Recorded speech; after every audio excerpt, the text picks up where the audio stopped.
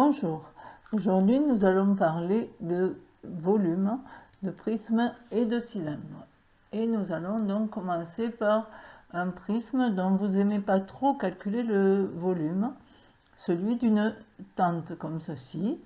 Rappel de ce qu'est un prisme pour pouvoir y arriver plus facilement. Donc un prisme, c'est un solide constitué de deux faces identiques, parallèles entre elles et de forme polygonale, donc rectangle, triangle, carré, pentagone, etc., qui constituent les bases du prisme. Donc, premier travail, trouver qui est la base de ce prisme. Parce que pour le volume, vous devez calculer l'aire de la base que multiplie la hauteur du prisme. Rappel de la formule. Donc, il ne faut pas se tromper sur ce qu'est la hauteur du prisme et sur ce qu'est sa base, l'aire de la base. Donc, dans un prisme, les faces latérales, sa base, c'est le triangle, en fait, puisque seuls les deux triangles sont des faces parallèles dans la tente. Donc, ce triangle est la base du prisme. Quelle sera sa hauteur? Nous le verrons tout à l'heure.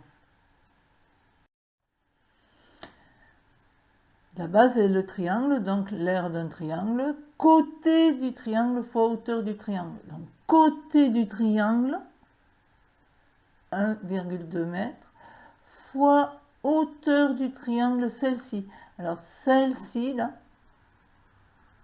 hauteur de la tente, là, c'est 0,9. Voilà. Donc, pour l'aire de la base, côté du triangle 1,2,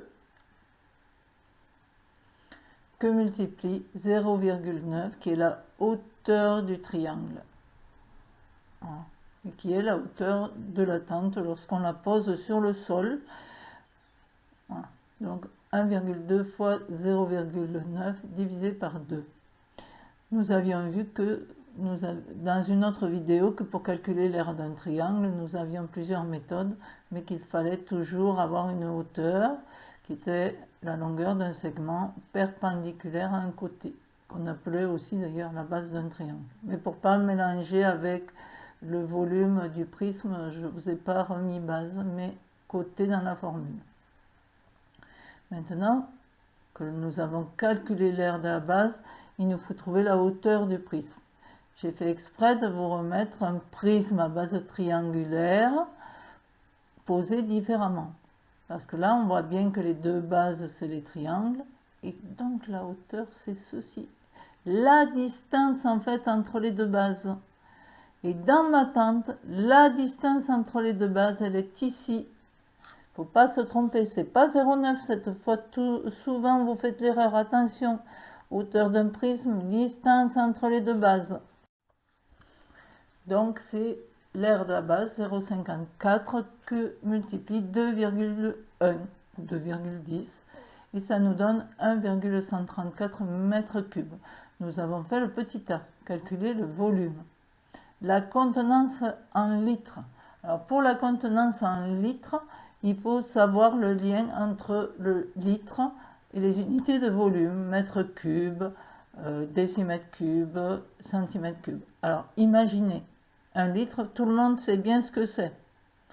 Un mètre cube, on l'a vu dans une autre vidéo aussi, c'est le volume d'un cube de 1 mètre de côté.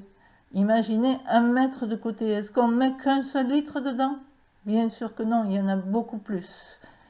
1 centimètre cube, c'est tout petit, c'est un dé à coudre. Hein? C'est un cube de 1 centimètre de côté. Est-ce qu'on met un litre à l'intérieur? Non, il ne rentre pas. Donc, c'est celui qui est entre les deux. Image, vous pouvez faire le test si vous avez chez vous un cube d'1 décimètre de côté, c'est-à-dire 10 cm ici. Vous essayez de verser 1 litre d'eau à l'intérieur, vous allez voir, ça fonctionne parfaitement. Donc 1 litre, c'est 1 décimètre cube. Et, nous l'avons déjà vu, 1 mètre cube, c'est 1000 décimètres cubes, puisque 1 mètre cube, c'est un volume d'un cube de 1 mètre de côté. 1 mètre, c'est 10 décimètres. 10 fois 10 fois 10, ça nous fait 1000 décimètres cubes. Donc, puisque 1 mètre cube, c'est 1000 litres, pour passer des mètres cubes au litre, je multiplie par 1000, comme nous l'avions vu dans la vidéo précédente. Donc, 1134 litres.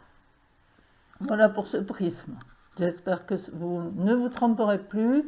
La hauteur du prisme, c'est la distance entre les deux faces parallèles.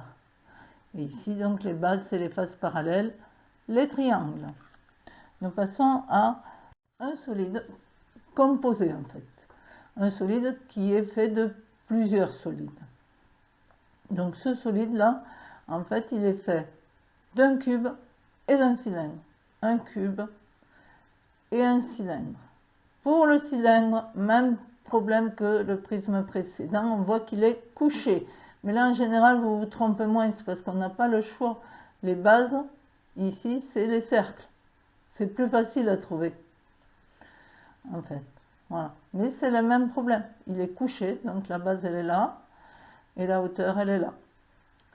Alors, pour le volume d'un cube, pas de problème, c'est côté fois côté fois côté, ou côté au cube. Pour le volume d'un cylindre, c'est l'aire de la base, comme pour le prisme, fois la hauteur. Mais la base d'un cylindre, c'est toujours un disque ou un cercle. Donc c'est pi fois rayon carré. Attention, rayon. Ici, nous n'avons pas le rayon. Nous avons le diamètre.